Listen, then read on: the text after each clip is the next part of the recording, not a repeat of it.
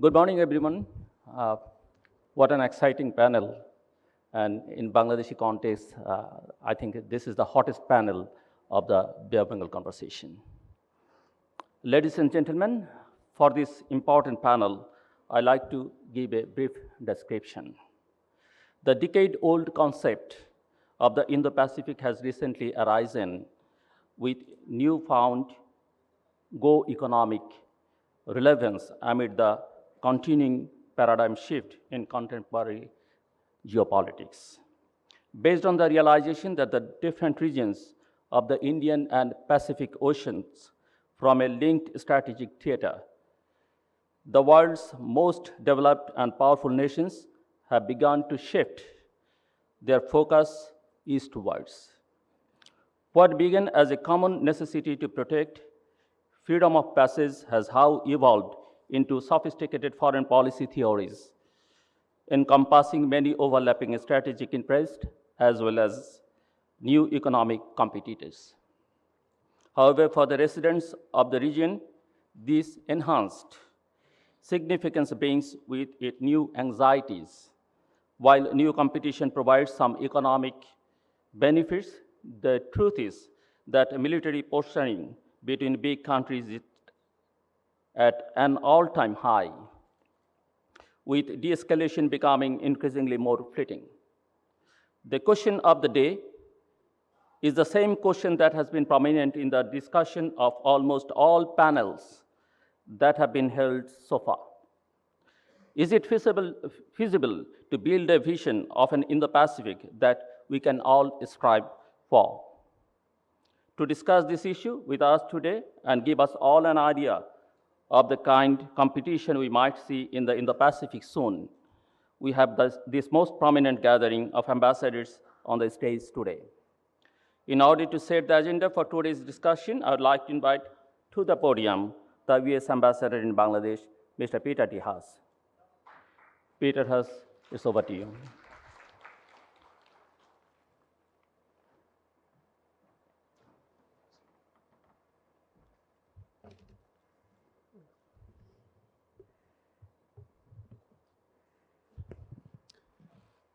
Good morning, everyone.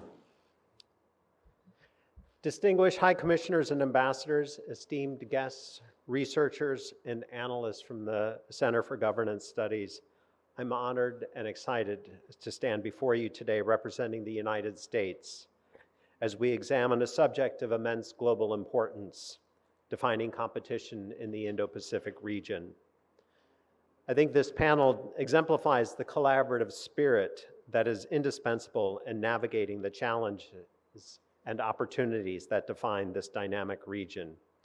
And I'd also like to highlight the critical importance that think tanks like the Center for Governance Studies play in advancing this important discussion that affects all of our nations. Before we undertake the task of defining competition in the Indo-Pacific, first we must ask an important question. What is at stake? Why is it important that we define competition in this region? In my view, the stakes are high indeed. When President Joe Biden released the United States Indo-Pacific strategy, he said, "The future of each of our nations, and indeed the world, depends upon a free and open Indo-Pacific, enduring and flourishing in the decades ahead." A quick survey of the state of the region makes clear why. Stretching from the Pacific coastline of the United States to the Indian Ocean, the Indo-Pacific is the most dynamic region in the world. It is home to more than half of the world's people and nearly 2/3 of the world's economy. Half of all global trade passes through its waters. The region supports more than 3 million American jobs and is the source of nearly $900 billion in foreign direct investment into the United States. But this is larger than the United States. What happens here affects the entire world. And of course, the people of the region are the largest stakeholders. They want more and better opportunities. They want more chances to connect within their nations, between their nations, and around the world. They want to be better prepared for crises like the pandemic and climate change. They want peace and stability. And the people throughout the Indo-Pacific also want democracy and for their human rights to be respected. So what does all of this mean? First and foremost, it underscores the notion, and here I'd like to quote Prime Minister Sheikh Hasina herself, that, quote, "The Indo-Pacific region must be an area of peace and prosperity for all. Our vision for the region is to have a free, open, peaceful, secure, and inclusive region," end quote. And I'm sure the foreign minister would say the same if he were here today. And the United States wholeheartedly agrees. Looking to the future, it is in all of our interest to protect that freedom, that openness, and I'd also like to add that diversity that make the Indo-Pacific such a dynamic engine of growth and prosperity, not just for the citizens of the region, but for the entire world. What we can't allow is for the strategic challenge from authoritarian powers, powers whose actions would snuff out the sovereignty and autonomy of the nations that make up this region and who would shut down that prosperity and diversity to go unmet. And that is why the United States has developed its vision of a free and open Indo-Pacific region, and why all of us have had to think carefully in the last several years about how to design our collective approach. My view is that competition in the Indo-Pacific is not about forcing countries to choose. It's about offering an alternative vision based on respect, prosperity, and partnership, and allowing each individual country to choose its own path. Here, as part of a panel of very good friends, I'd like to take a moment to compare how we've collectively tackled the challenge of devising our strategies for the Indo-Pacific region. As we embark on this comparison of the strategies articulated by our respective nations, it's heartening to observe the striking commonalities of our shared vision. We collectively champion a resolute commitment to upholding a rules-based international order, fostering robust economic integration, and safeguarding the sanctity of maritime commons. We are also collectively committed to relying on our alliances and partnerships with each other and others in the region to achieve these aims. This is absolutely central to our approach. Through deliberate multilateral endeavors, we seek to create an environment that is conducive not only to growth, but to sustainable and inclusive prosperity, to security, and to the protection of sovereignty that extends to all Indo-Pacific nations, be they large coastal states or small islands. As Secretary of State Blinken recently said, America's alliances and partnerships are our greatest strategic asset. And indeed, our alliances with critical security providers like Japan, Australia, the UK, and Canada have been key underlying enablers of growth and prosperity since the end of World War II. Our growing relationship with India, other regional partners, and our AUKUS endeavor will greatly strengthen that endeavor. Here, I would like to note Bangladesh recently released its own Indo-Pacific Outlook, which outlined a number of important principles and the way Bangladesh sees its role in the region. We applaud Bangladesh's vision of a free, open, peaceful, secure, and inclusive Indo-Pacific, and note the very significant overlap with our own Indo-Pacific strategy, including on issues such as freedom of navigation and overflight, open, transparent, and rules-based multilateral systems, and environmental resilience. Here we also underscore that just as we seek a free and open region, we believe we can only truly fulfill these visions when we apply those principles domestically as well. As liberal democracies, the countries represented on this panel also recognize the importance of human rights to safeguarding peace and prosperity in the Indo-Pacific. At the very core of the U.S. Indo-Pacific strategy lies an unwavering dedication to promoting and safeguarding these ideas. These values are not just mere rhetorical constructs. They are the very foundation or more specifically, the healthy, vibrant roots from which social well-being, human security, economic prosperity, and state sovereignty grow. History shows societies thrive when individuals are accorded the freedom to express their opinions, to participate meaningfully in the governance of their nations, and to enjoy the full spectrum of their fundamental rights. And we have seen this story play out in this region repeatedly. There are many examples of democratic economies taking off and democratic nations truly coming into their own. And there are more of these examples than there are of nations thriving under autocracy or under the shadow of more powerful neighbors. Looking around the region, nations such as Australia, Japan, the Republic of Korea, the Philippines, Indonesia, and Malaysia demonstrate that when people are secure, when their rights are protected, when they can access information and contribute to how they're governed, they are better connected to the global economy, feel empowered to pursue opportunities, and live up to their potentials and what they can achieve. In short, it is through the steadfast adherence to these bedrock principles that we lay the foundation for enduring, sustainable development and the harmonious coexistence of nations. We encourage Bangladesh to recognize the importance of these principles as it develops its own outlook.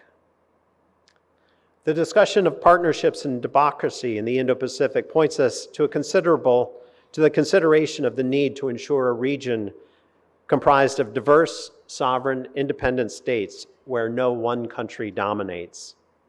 As we contemplate this region, and especially South Asia, we are met with a host of nations with long and rich histories, yet ones that are undeniably forward-looking in their aspirations. Many of these nations embody the spirit of strategic autonomy and sovereignty, including Bangladesh. This is something we recognize, admire, and respect. We believe this presents opportunities for diverse partnerships to tackle a range of regional and global issues, including with the United States.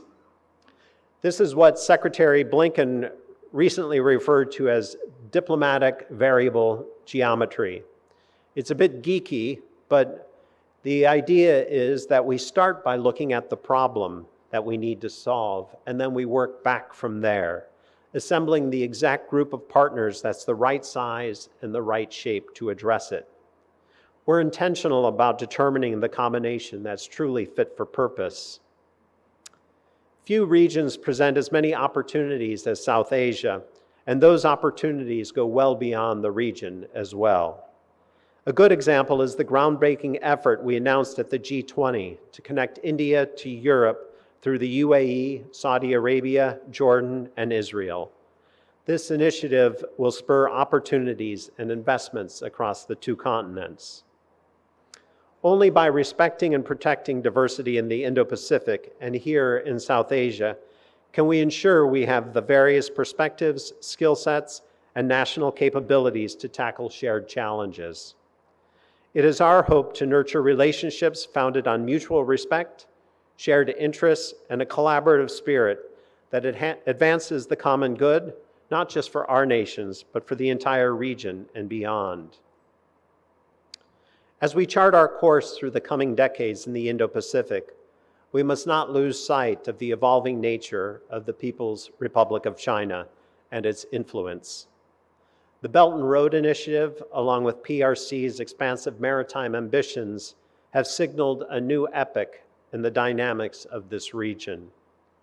And this brings us to the most pressing strategic challenge to our vision of a free and open Indo-Pacific. Authoritarian powers trying to alter fundamental rules of the road in international affairs. We must approach this juncture with unyielding vigilance, aware that unchecked PRC influence may challenge the sovereignty and strategic autonomy of Indo-Pacific nations. This, in turn, could precipitate instability and impede the prosperity we collectively seek. Separate but related, Russia's brutal and unprovoked invasion of Ukraine is a wake-up call to the world. It demonstrates that the ideals we aspire to, not just in the Indo-Pacific, but globally cannot be taken for granted. Rather, they must be defended. We, like many others, are greatly encouraged to know that Bangladesh fully understands this principle and its implications for this region. In April, Honorable Prime Minister Sheikh Hasina, along with her Japanese counterpart, stated, "The war in Ukraine constitutes a violation of international law, in particular of the UN Charter, and is a serious threat to the international order based on the rule of law, with ramifications well beyond Europe, including in the Indo-Pacific." This was a strong acknowledgement of the need to work together to preserve a rules-based order against those who seek to undermine it. When it comes to the PRC, we openly acknowledge it is the only country with both the intent to reshape the international order and potentially the economic, diplomatic, military, and technological power to do it. And at the same time, China is integral to the global economy. The United States and the PRC can and should work together on global challenges like macroeconomic stability, climate change, health security, and food security. The United States will conduct itself as a reasonable leader. We do not seek conflict, and we do not seek a Cold War. But we will be unabashed in promoting our vision of a free, open, secure, and prosperous world and what we have to offer communities of nations. These include investments that are designed not to foster dependency, but to alleviate burdens and help nations become self-sufficient. Partnerships not to create political obligations, but mutually beneficial relations. We will not illegally fish in other nations' waters. We do not militarize islands and then claim an economic zone around them. We do not send merchant vessels to harass the sailors of other countries, nor will we use debt as leverage to undermine other nations' sovereignty. We don't expect every other country to have the exact same assessment of China as we do. We know that many economies, including the United States, have vital economic or people-to-people ties with China that they want to preserve. This is why we firmly believe that competition in the Indo-Pacific is not about forcing countries to choose. It's about offering an alternative vision based on respect, prosperity, and partnership. In closing, it's my hope that our definition of competition in this region allows us to renew our sense of purpose and reinvigorate our commitment to a shared vision for the Indo-Pacific. Together, we stand as stewards of stability, prosperity, and inclusivity. By championing democracy, human rights, and open dialogue, we pave the way for a region that not only endures, but thrives. Through the recognition of our sovereign foreign policy prerogatives, we forge partnerships that, based on mutual respect, shared aspirations, and especially, in the case of our friends on this panel, partnerships and alliances that transcend borders and stand as a testament to our collective commitment to a stable and prosperous Indo-Pacific. I look forward to hearing from the distinguished envoys from the United Kingdom, Canada, and Australia. Thank you very much.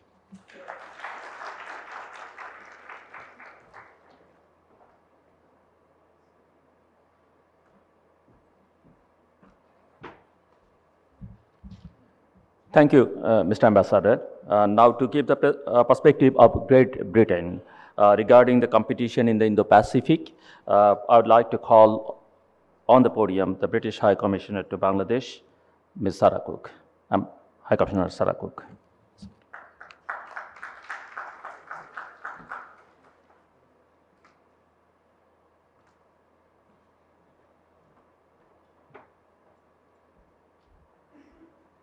Excellencies, distinguished guests, ladies and gentlemen.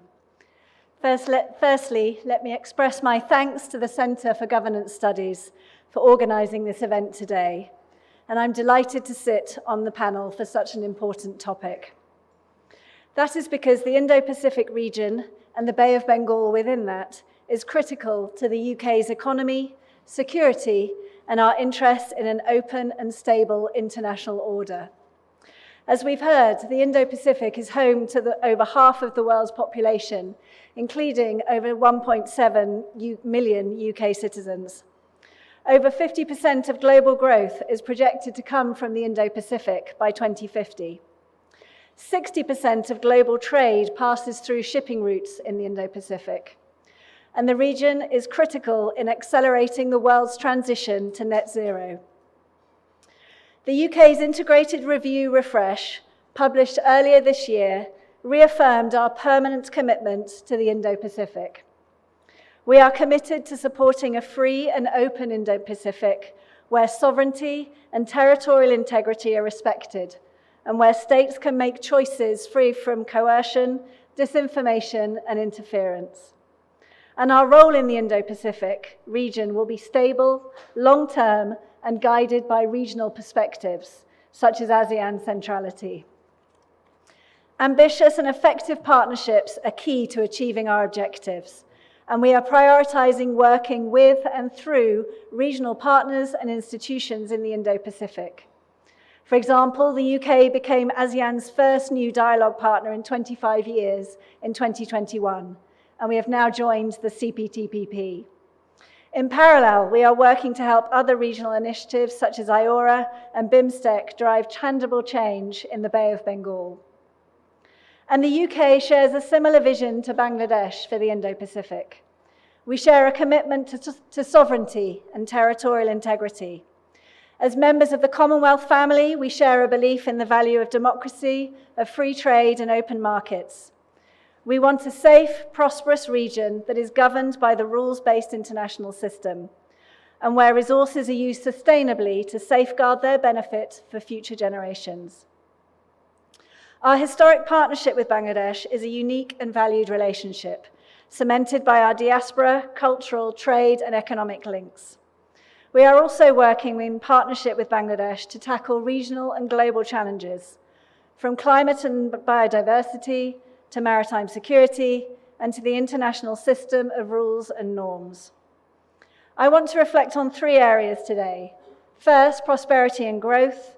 Second, the importance of the rules-based international system. And third, taking action on climate change.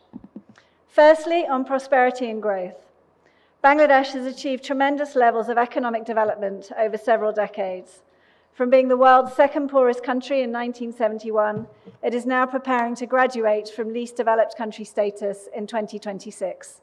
And the UK is proud to have been a development partner of Bangladesh during this time. And we now look forward to building a modern economic partnership focused on boosting trade and investment and supporting the economic reform and export diversification needed to help the economy grow sustainably. For example, the UK's new Developing Countries Trading Scheme will provide Bangladesh duty-free, quota-free access to the UK market on everything but arms until 2029, and thereafter enhanced UK market access for 98% of product lines. The DCTS is the most generous global trade preference scheme in the world, and Bangladesh is one of the biggest beneficiaries. But achieving growth and building prosperity will be impossible without upholding and championing the rules-based international system.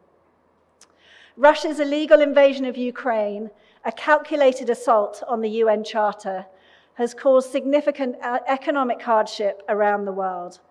In the case of Bangladesh, it's driving up food, fertilizer, and fuel price inflation and damaging economic growth.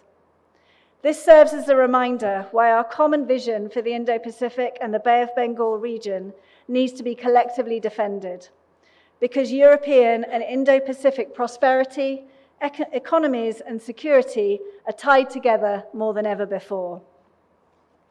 The UK is well on its way to becoming the European partner with the broadest, most integrated presence in the Indo-Pacific. And we are delivering on our commitment to uphold the rules-based international system in the region. For example, we are working with partners to promote maritime security and uphold the UN Convention on the Law of the Sea. UNCLOS is now over 40 years old, but continues to play an essential role, not least here in the Bay of Bengal. The Royal Navy has permanently deployed 2 offshore patrol vessels, HMS Tamar and HMS Spey, to the Indo-Pacific. These ships carry out regular exercises with naval fleets in the region, focused on upholding the rules-based international system, for example, through tackling illegal fishing or people smuggling. The AUKUS security partnership with our US and Australian allies, which will help promote a free and open Indo-Pacific that is secure and stable. And together with India, we are working to develop a regional maritime center of excellence for the Bay of Bengal. Working closely with maritime authorities across the region, including here in Bangladesh, the center will work to ensure the resilience of the bay, from tackling criminality to providing early storm warnings. And the long tradition of naval cooperation between the UK and Bangladesh is a cornerstone of our enduring partnership. HMS Tamar visited Bangladesh earlier this year, and we look forward to future visits. I now turn to one of the most pressing challenges facing us all, climate change. We need a truly global commitment to addressing climate change, the impacts and consequences of which are increasingly evident in the Indo-Pacific region. Climate change is the spectre that looms over us all, and it amplifies all of the challenges that we face. And these challenges cannot be solved by any one country alone, nor can they be solved by any one region alone.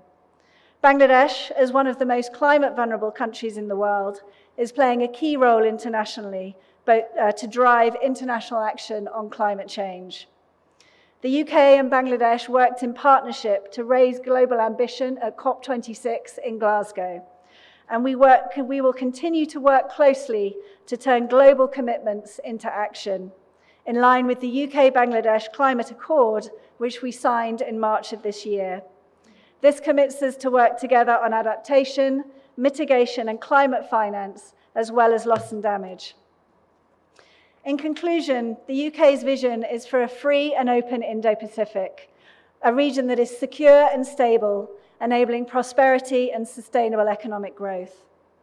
With growth enabled through an international system of norms and rules, which the UK is committed to upholding. We are ready to work with Bangladesh and our international partners and allies to realize that vision. Thank you very much.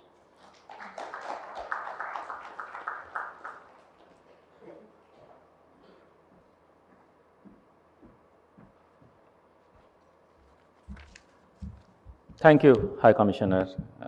Now to give the Canadian perspective regarding competition in the Indo-Pacific, I would like to invite on the podium Canadian High Commissioner to Bangladesh, Dr. Lilly Nicholls. And we have another High Commissioner, Canadian High Commissioner for the day, but Lilly will introduce her later. Dr. Lilly Nicholls.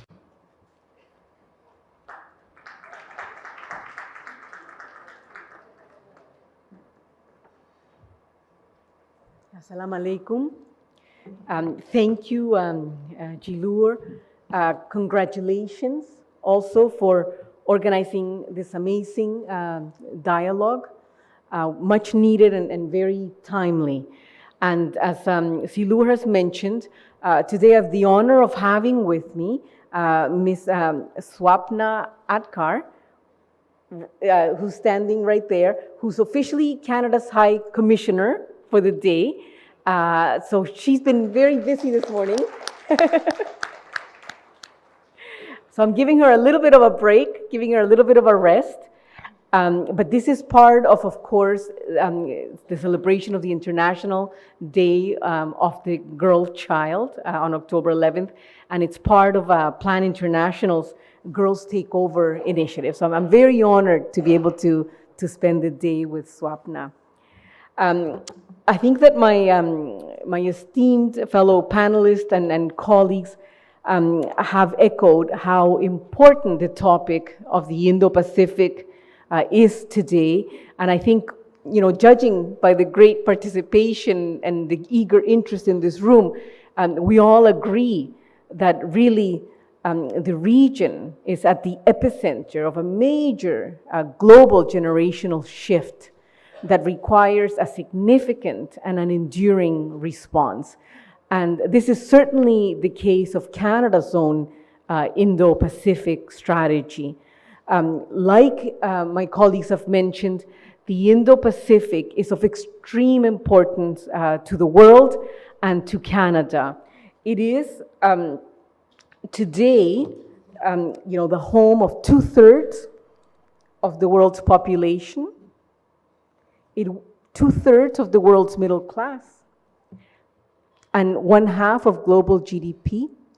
For Canada, it is our second largest trading bloc, which is a value of $200 billion of trade. 1 in 5 Canadians link their heritage to the region.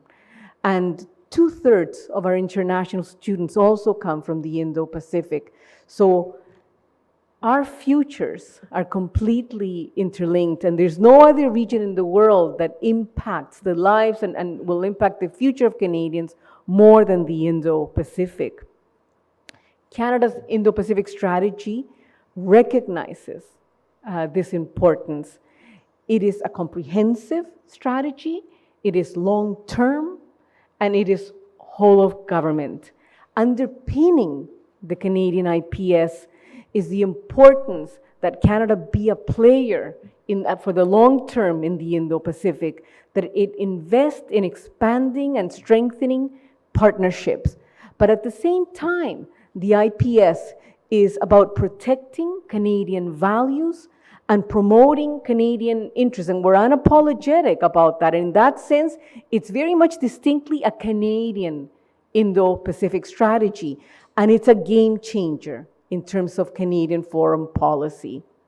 The strategy comes with a series of major investment, human resources, and cooperation mechanisms. It includes, for example, a special rapporteur for the Indo-Pacific, Ambassador Ian MacKay.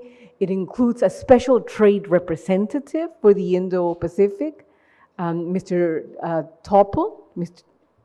It includes also $2.3 billion in terms of investment, including $750 million for a sustainable infrastructure fund. And as part of this 10-year strategy, it also includes a series of scholarships.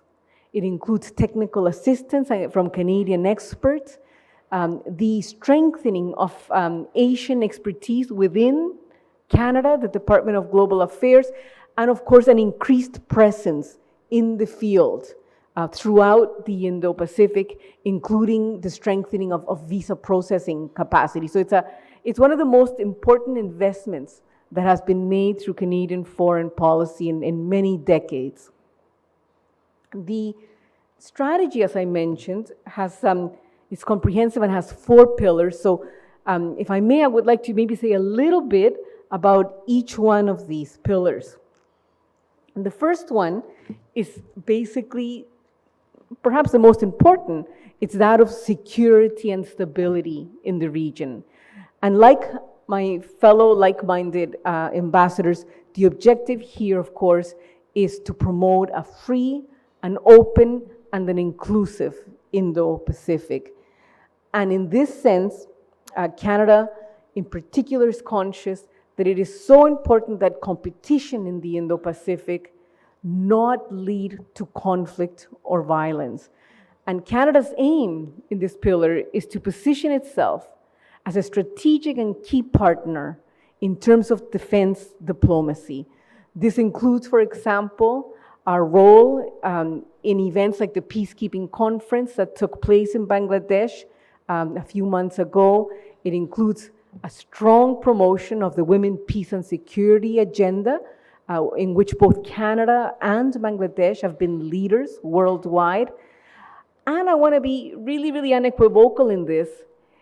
There can be no peace or stability in the Indo-Pacific with an exodus of 1 million people in the region. And of course, that means that the Rohingya refugee crisis, which has now become a protracted crisis, is absolutely essential to address if we're going to have a free and a stable and a peaceful Indo-Pacific. Canada's Indo-Pacific strategy specifically states that Canada is committed to the next phase of the Canadian response to the Rohingya, Canada has already been a leader in this area and has invested $500 million in creating programs for Rohingya refugees to make sure that there's life-saving support systems for them, also promoting their skills development, their options for livelihoods, their resilience, and their long-term sustainability. But beyond the work in the refugee camps, for Canada, it is equally important, and I know it is for my fellow allies and for Bangladesh, to also pressure the government of Myanmar, the military junta, to be accountable for its human rights violations in the international court system, but also working with ASEAN countries and other South Asian countries to make sure that this issue is not forgotten worldwide and that it's understood how important it is to resolve here in the region. The second important pillar of the Canadian Indo-Pacific strategy is that of inclusive and economic growth. And I think we've heard some statistics about how important the region is for global growth, and Canadians are very aware of how Bangladesh itself, with 6% growth and unprecedented poverty reduction in the past 50 years, Bangladesh has been part of this key economic success in the region. For Canada, this is extremely important that we continue to work together with Bangladesh. Our two-way free trade relationship is a $4 billion relationship, which we are committed to continuing to grow, but most importantly, to also diversify so that, like Bangladesh's own development plan, perspective plan for 2041, we want to work with Bangladesh on innovation, on research, on increasing its productivity. Canada has a number of initiatives to support this kind of work. For the past years, Canada has given Bangladesh free access to tariff and quota access to Bangladeshi exports through the generalized preferential tariff. This will be extended until 2029. And most importantly, we've been working since the Rana Plaza disaster with Bangladesh to improve safety, to improve labor conditions in factories, and moving forward, labor rights, the rights of association, the rights of fair wages, the rights of women to be free of harassment in labor firms, in the RMG sector and many other sectors. These will be important elements of the success of Bangladesh and of trade for the region. Canada also is aware that research and education are extremely important. So we're also partnering with Bangladesh, not just to help Bangladeshi students travel to Canada, but also to build capacities here in Bangladesh. And an example of this is the Bangabandhu Pierre Elliott Trudeau Agricultural Research Center, which is a collaboration between Canadian and Bangladeshi universities to build productivity here in agricultural and productivity, and to pave the way for Bangladesh's graduation from LDC status. A third pillar is that of sustainable and green growth, where Canada has played a role globally through an investment of $5.2 billion to help developing countries adapt and mitigate climate change effects. And here in Bangladesh, we are also pivoting our own international assistance program to work more on biodiversity issues in the Chittagong Hill Tracts, for example. And we also recognize how Bangladesh is a leader in this area as well as in disaster risk reduction. And Canada is working, for example, with the Red Crescent Society at present through the Canadian Red Cross to build capacities of Bangladesh emergency response operations, to improve their connectivity, to improve their access to technology. And these are areas that we commit ourselves to continuing to work on. And the fourth and final pillar, and very much the glue to all of Canada's Indo-Pacific strategy, is promoting people-to-people links. And here, Canada is very lucky that we have a long-term and deeply rooted friendship with Bangladesh. Canada was one of the first countries to recognize Bangladesh's independence and to provide food aid to Bangladesh at a time where many were deeming the country to be a basket case. Canada was there, and we've stayed there for the past 50 years, supporting Bangladeshi efforts, always based on mutual respect, supporting Bangladesh's major innovations, its movement on microfinance, its women's empowerment movement, its respected, now globally renowned institutions, BRAC, the ICDDRD. These are now organizations that are studied in the classrooms, in universities all over the world, and we're very proud to continue to work with Bangladesh, but also to evolve our international assistance as Bangladesh's own development challenges evolve to include newer issues such as innovation, competitiveness, the need for technical vocational skills. And of course, our strategy is also focused on cross-cutting focus on human rights, on women's rights, and on the rights of minorities. So to conclude, Zillur, let me say that you phrased our panel today as focused on competition, but I have to keep coming back to the importance of cooperation.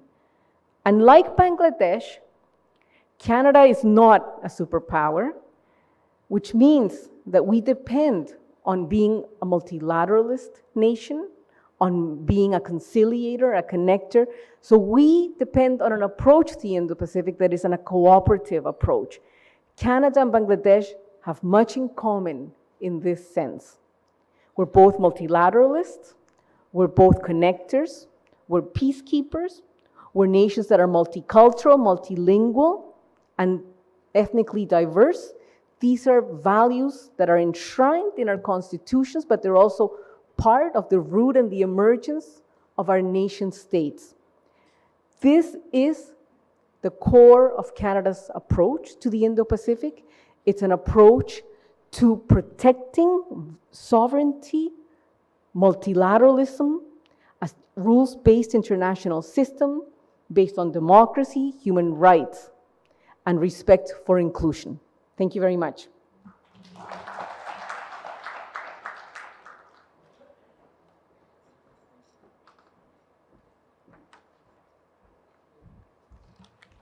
Thank you, High Commissioner. Now to give the perspective of Australia, the competition in the Indo-Pacific, I would like to call on the podium Australian High Commissioner to Bangladesh, Mr. Jeremy Bruer, Australian High Commissioner to Bangladesh.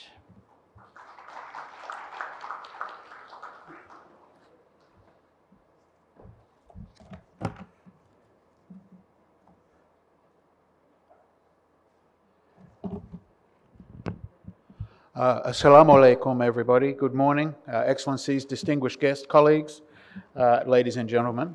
Many thanks in particular to Zillur, Rahman and the Centre for Governance Studies for organising this forum and for its very, very impressive program of speakers. The Bay of Bengal Conversation is an excellent opportunity for countries in the Indo-Pacific and their partners to discuss the increasing strategic importance of the Indo-Pacific region. And I suppose from my perspective, the disadvantage of going last is that you have to come up with something original. I suspect that what I have a lot to say will echo rather than repeat what we've heard earlier, but a lot of similar themes, I suspect. The Bay of Bengal is a key sub-region of the Indo-Pacific, and Bangladesh is a very important and increasingly influential country in that region. For Australia, why is the Indo-Pacific important? Well, like Bangladesh, we're in it. For Australia, the Indo-Pacific is our home. The Indo-Pacific is the lens through which we see and interact with the world. As a country, we wake up every morning and we see the sun rising over the Pacific Ocean. We go to bed every night and we watch it set over the Indian Ocean. So our interests, concerns and priorities centre on this region. And we seek a region in which we can live according to our own laws and values as determined by our citizens, pursue our own prosperity and make our own choices, and cooperate, trade and thrive through mutually respectful relations with others. It follows that it's in Australia's interest for the Indo-Pacific region to be open, stable, prosperous and inclusive, operating by mutually agreed rules, standards and norms. We want a region in which each country can pursue its own aspirations, in which no country dominates and no country is dominated. If there was any doubt about it, Russia's illegal and immoral invasion of Ukraine highlights starkly our interests in making sure our region is one in which sovereignty is respected, regardless of the size of the nations involved. The Indo-Pacific is a theatre of strategic competition. Economic, diplomatic, strategic, and military aspects are all interwoven, framed by an intense contest of narratives, and affected too by events further afield. This competition, as we've heard, isn't just about powers for competing for primacy. It's a contest over the way in which our region and our world work. It's not something that countries need to make choices about, and having said that, there are no shortage of things for countries to understand and cope with. Tensions have arisen with overlapping claims in the South China Sea. We've seen military modernisation at a pace and scale not seen in the world for nearly a century, and little in the way, I may say, of transparency or reassurance about strategic intent. North Korea continues to destabilise the region with its nuclear weapons program and its ballistic missile launches. We've seen countries nearby struggling as a result of unsustainable debt. In Bangladesh, we've seen tensions in a neighbour spill over the border, leading to the influx of almost 1 million traumatised people. We've seen devastating social and economic effects brought about by a global pandemic. And we're working together to try and tackle and respond to the effects of climate change, which affect us all. These developments make it all the more challenging for countries to exercise agency, to contribute to a regional balance of power and to decide their own destinies. And this is important because the region isn't merely, as I say, a theatre for major power competition. It's home to a large number of states, each with its own agency to shape the region in which they live. The vision of an inclusive Indo-Pacific region in which countries can exercise their sovereignty and make decisions in their own interest is shared by Bangladesh, as outlined in its own Indo-Pacific Outlook, which Australia warmly welcomes. Ladies and gentlemen, Australia is using all the levers of statecraft to shape our region. We're working with partners such as Bangladesh bilaterally and through a variety of regional and multilateral forums, including IORA, APEC, ASEAN, the Pacific Islands Forum, and yes, diplomatic partnerships, including the Quad, so that we can deliver positive, practical support that responds to regional priorities. We want to help ensure the Indo-Pacific remains inclusive. We want to ensure it remains open. We want to ensure it remains stable. We want to ensure it remains prosperous, and a region in which sovereignty and international law are respected. Well-functioning regional architecture helps to foster an inclusive regional order in which all countries can have a say, and especially in which small and medium-sized countries like Australia, like Bangladesh, can work together to shape outcomes in their collective interest, and where the international rules, standards and norms that benefit smaller countries can be sustained. Countries in the Indo-Pacific share common challenges, some of which I'd mentioned already, including the impact of climate change, environmental and maritime security, supporting adherence to mutually agreed rules and norms, and how to include inclusive economic growth. As I said a few moments ago, a stable and prosperous region is good for Australia. It's unambiguously in our interest that countries in our region maximise their economic potential and help to improve the lives of their own people. To that end, Australia has recently launched a new international development policy which concentrates on building partnerships based on respect and on listening to and learning from each other in order to address the challenges of our region to achieve an Indo-Pacific that is peaceful, stable and prosperous and inclusive. We'll also continue to work with partners and to nurture new partnerships as we seek to contribute to a regional balance, a strategic balance in the region. The Australian government recently released the Defence Strategic Review and the government's response to that review, the National Defence Statement 2023. The National Defence Statement 2023 sets out a blueprint for Australia's strategic policy, defence planning and resourcing over the coming decades.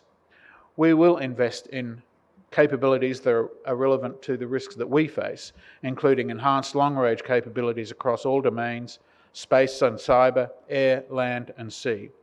The government has directed that we must have the capacity to defend Australia and our immediate region, to deter through denial any adversary's attempt to project power against Australia through our northern approaches, and to protect Australia's economic connection to our region in the world. Also, the government has directed that we contribute with our partners to the collective security of the Indo-Pacific and contribute with our partners to the maintenance of the global rules-based order. Australia always tries to make our interests transparent and how we will pursue them clear. So, ladies and gentlemen, Australia is an engaged international participant in the Indo-Pacific. We understand the need to work with others to support Australia's and our partners' security and economic strength, and to shape the region and the world for the better. We welcome the positive engagements of all stakeholders in contributing to the maintenance of the strategic balance of our shared Indo-Pacific region and in upholding the norms and rules that have underpinned decades of peace and prosperity in our region. We want to see that continue. The Bay of Bengal provides a perfect opportunity for stakeholders to discuss opportunities, to discuss the importance of cooperation, and to discuss how best to address the shared challenges that we all face in our Indo-Pacific. Thank you.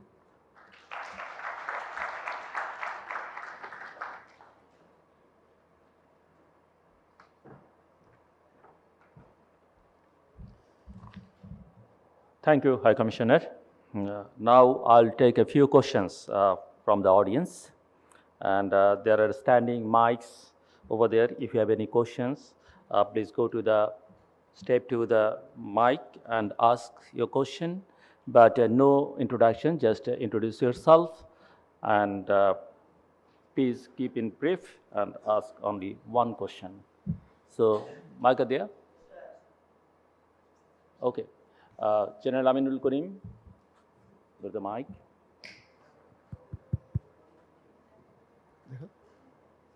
Yes. Professor Shahiduzzaman, you can move to the, okay, thank you. Thank you, Mr. Chair. My question... Mic, please, mic. Is it working? I am Aminul Karim. I'm a retired soldier of Bangladesh Army. My question is directed to Peter Haas, His Excellency, the Ambassador to United States to Bangladesh. My question is very straightforward. Excellency, what are your concrete strategies to constructively engage China? Because China is an Indo-Pacific power.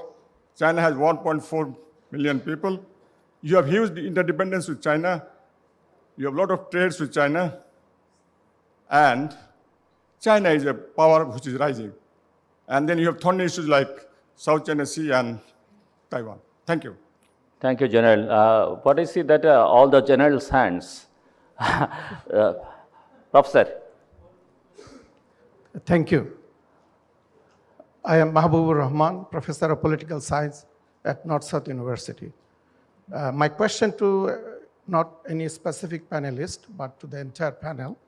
Anyone can respond, and I would greatly appreciate if all of them can respond to this. Our great friend Lilly has already mentioned about the crisis, Rohingya crisis. Perhaps we cannot think of any stable, peaceful, prosperous Indo-Pacific region without paying due attention to this crisis. I was wondering, what would be your response to the proposal that Bangladesh first placed, even though very unfortunately it didn't follow any consistent policy later, about creating a peaceful zone inside Myanmar where the Rohingya can be repatriated, and it would be conducted by the United Nations supervision and protection. Any specific thought on this issue? Thank you very much. Please step to the mics, those who have questions. General Amsamin, please. Thank you, Mr. Moderator. Actually, you see all the generals, because Indo-Pacific strategy relates to military strategy. With that short comment, I'll just have My introduction, I am also General Amsa Amin, who is also an ambassador to many countries. I have diplomatic work for 10 years. And now I am engaged in the political work in Bangladesh. So I'm question- actually founder question, please, of a General. party called Noitik Samaj. It relates to this panel. Noitik Samaj actually wants to bring to the forefront of politics the democratic values and ethics in the transformation of Bangladesh political culture. Now, my view on this aspect by the Western ambassadors and high commissioners. Mr. General, your question, please. Yeah, the question. Please. Just one more sentence as the question. How we appreciate the efforts you are bringing in to bear on Bangladesh for this transformation. The question now is a simple one. Does the panel think the revival of SAARC, South Asian Association for Cooperation, can contribute towards the achievement of the goals of Asia-Pacific strategy? Thank you. General Rahman, please. Professor Shahiduzzaman, step to the mic, please. General Rahman. My name is A.L.M. Fazlur Rahman. I am retired Major General of Bangladesh Army. My question on Rohingya problems. The Rohingya is not our problem, it's a problem of Myanmar. And we have become a victim country. And time and again, the Myanmar is pushing them in our country and creating a problem. When the diplomatic solution to the problem failing, why not to give a military solution to the problems? Now, my suggestion is that we train militarily 200,000 or 300,000 Rohingyas, officer them, funding them, giving them arms, and we send them to Aragan to liberate, and we settle them forever. Maybe this is going to be a buffer country or a liberated area within the Myanmar. This is my first question. The second question is... Just only one question, please, General. Thank you so much. Okay. Thank you, General Ibrahim. Thank you. Excellencies, thank you for the excellent deliberations that you offered to us. My name is Ibrahim, a former soldier, Bir Pratik, and now a political worker, Bangladesh Kalyan Party. We are talking in the capital of Bangladesh, but we are talking about Indo-Pacific, which is a huge region. Now, I do not believe in what others say. I'm quoting what others say at this moment. They say that the interest of the United States of America and the Western world in promoting democracy and inclusive elections here are related to their desire of dominating this Indo-Pacific region. Ibrahim doesn't believe in it. He believes this is a sincere effort to genuinely promote democracy. How do you counter this perception in part of the media, part of the political circle, part of the intellectual circle of this country where we are talking today? Thank you, sir. Thank you, General. I'll take just 1, 2, 3, 4. 4 questions, no more questions. Young lady, please. Okay, thank you. This is Nabila, and my question was, we talk about cooperations, but then why are we, Bangladesh, is always lagging behind? And then another thing is, when we talk about partnerships, we are always directed towards the Eastern countries. As Western countries are more developed, we see, so why don't we be invited to their side so we can make better alliances or a better communication to develop the countries at the East? Thank you. Thank you, Professor Shahiduzzaman. My question is aimed at Ambassador Haas. Ambassador, you spoke greatly on the importance of our involvement in the Indo-Pacific strategy. I've been teaching international security in Dhaka University for the last 40 years, and I'm a graduate of Penn, University of Pennsylvania. I haven't had much chance to interact in any of the sessions, but then since I have a chance, I would like to emphasize to you that if we, the Bangladeshis, have a chance to express our opinion to the votes, we would inevitably vote for greater bilateral defense cooperation with the United States.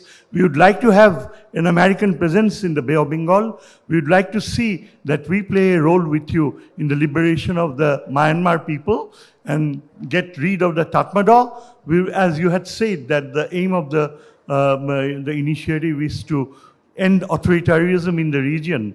Bangladesh, if it had a chance to vote, would inevitably support a joint US-Bangladesh role in sending the Rohingyas back to Arakan, perhaps even a free Arakan, if things change. There's one thing that perhaps you had not spoken in this country. Please. That is the Burma Act.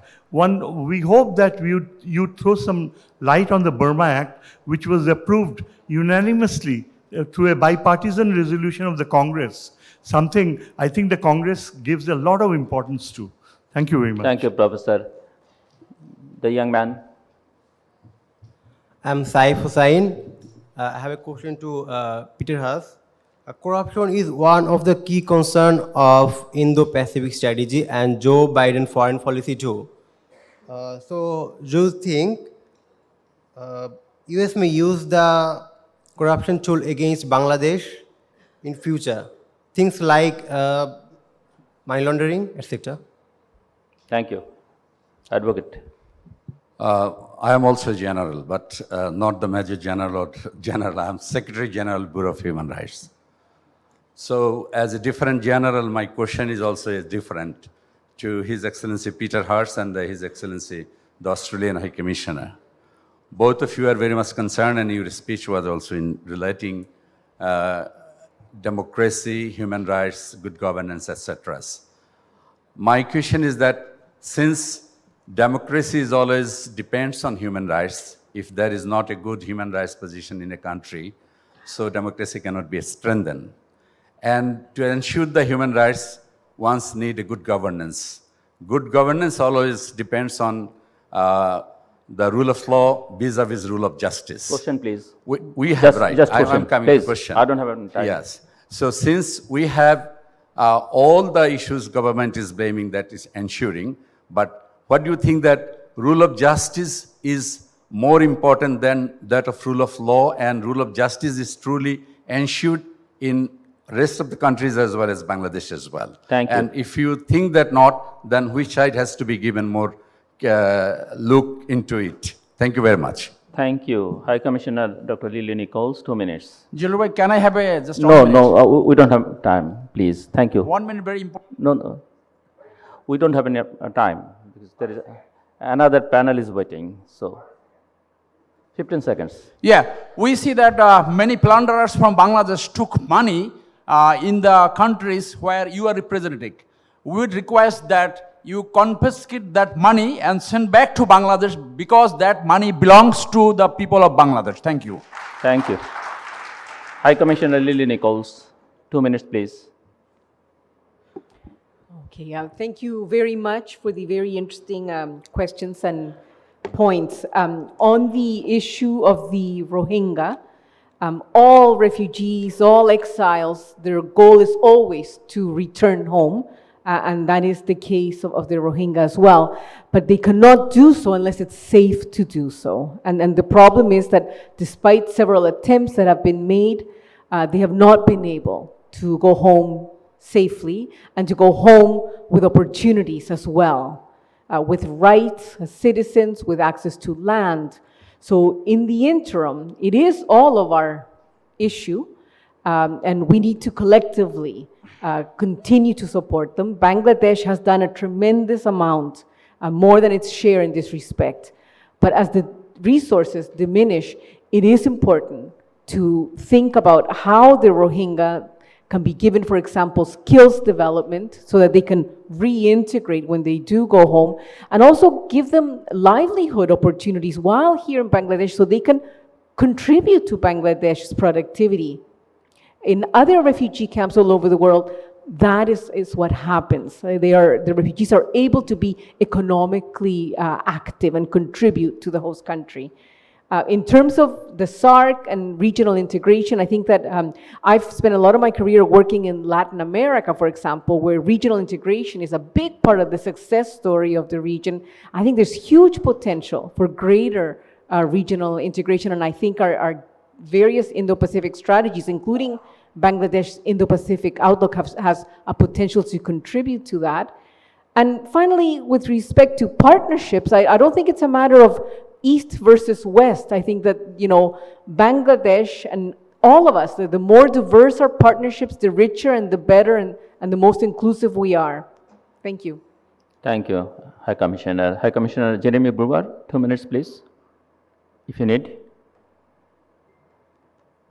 Yes, thank you, Zillur. Look, I have to say it's hard to hear the questions very clearly up here, so forgive me if I haven't addressed them in any great detail. But in terms of the Rohingya, we are committed to continuing to support the Rohingya. We regard the ultimate solution as being repatriation, and we support that happening once conditions are conducive to the safe return of the people who are currently in Bangladesh and elsewhere.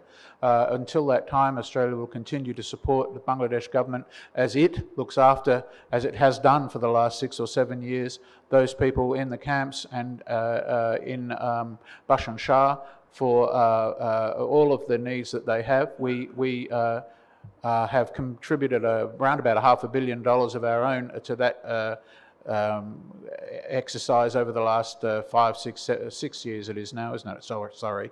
And we absolutely support their return, but we do hope that conditions will become conducive on the other side of the border before that happens. And indeed, we are working on the other side of the border with our own humanitarian and development programs to try and create conditions that are conducive. So we're trying to take a cross-border approach to this issue and working with in forums around the world to try and encourage a long-term solution and working very closely with the government of Bangladesh and with other governments represented here at this table to support the needs of the people currently in the camps. On regional integration, that's something that we consider to be a priority for this region. I believe that the net incomes of all of the countries in this region will be significantly enhanced if the level of interconnectivity is improved. We hear quite often that the amount of connectivity that exists within countries or between countries in this region is lower than it was 80 years ago, and the amount of GDP that would flow, increase in GDP that would flow from improving that is considerable and would benefit the people from this country and all of the other countries in the region. And we are more than happy to work with Bangladesh in trying to achieve that end. There was a question about the rule of law and the rule of justice. Well, I think the rule of law enables the rule of justice because it means that people have to follow the law and they can't make decisions on their own basis. They can't direct that certain people be treated by the law in a certain way. They have to follow what the law says. And to me, that's one way of ensuring justice. And I'm sorry, I'm not sure I heard any more of the questions. Thank you. Thank you, Jeremy. High Commissioner Sarah Cooke.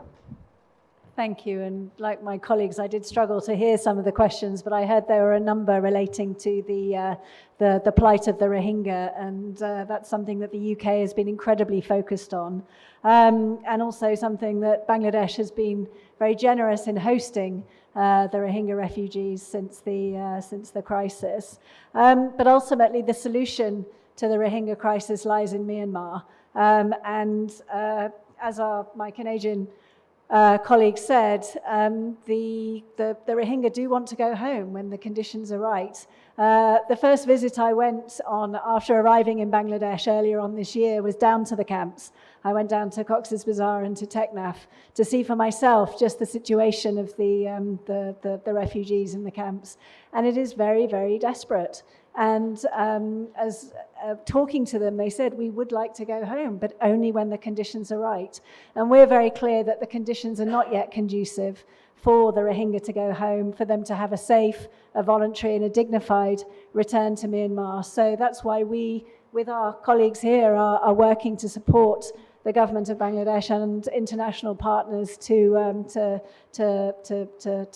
hosting the refugees to make life a little bit better for them. The UK is the second largest donor to the crisis since 2017. After our US colleagues, we've given over £360 million since 2017 to support the camps, but also to support the host communities, the local communities, because it's really important that we work to support both. But I think the other thing that's really important is keeping the spotlight on this crisis. There's so many other crises around the world. It risks becoming a forgotten crisis. And that's something that the UK is particularly focused on in keeping the international spotlight on the Rohingya, particularly through our role in the UN Security Council. The UK is the penholder on the issue of Myanmar in the Security Council, and we are using that as a way to keep the spotlight on the crisis and also to hold Myanmar to account. So I think it's that two-prong approach, supporting the refugees whilst they are still here, but also keeping the international spotlight on the crisis, so we don't forget and we can keep the Rohingyas and keep the accountability focus on the regime in Myanmar. On regional integration, again, like my colleagues, it's a really important area. It's very important to boost economic growth across the region. I've worked in East Africa, where a huge amount of work has been done to promote regional economic integration, and I think there is a huge scope to do more in this region too. The UK in particular is focused on interconnectivity, on economic integration. We're doing a lot of work in that area, and we'll continue to do so because we think it's such an important area to focus on in order to boost the economies of the whole of South Asia. Thanks. Thank you, Sarah. Ambassador Peter Haas. The great thing about so many questions is I get to pick which ones I answer. So the question about, and you admitted this wasn't your own view, about the United States pushing for democracy and free and fair elections because of our desire to dominate this region. I would rather say that it's part of the Universal Declaration of Human Rights that all of our countries have signed up to. And it's simply that we're advocating for the same thing that we all have agreed on. So I don't think it's about dominating the region at all. It's about the importance of that. It leads to the second question about concrete steps we're taking about Chinese influence. I think the word was against China. And the whole thrust of my speech was that competition, this is a competition of ideas and not a competition that we want to become one of force. It's a competition of ideas and whether, as countries, we believe in notions of transparency, of the role of democracy, of the role of human rights, of the role of the private sector. It's about those things that we're pushing for and the competition we're engaged in about whether we want those ideals or we want authoritarian ideals. And then it relates directly to the question on whether Bangladesh looks to the east or looks to the west. I think rather than viewing it in geographic terms like that, it goes back to this decision about whether you look for the model that I think the four of us, our countries, are promoting, or if you look for another model that you want to replicate. And that's Bangladesh's decision to make. Thank you. Thank you, Ambassador. Thank you, High Commissioners. And once again, thanks to all my esteemed panelists for all your insightful remarks and important remarks. And thanks to our most honorable audience for taking the time to listen. I hope this panel has given you sufficient food for thought regarding competition in the Indo-Pacific. Let's thank the panel with applause.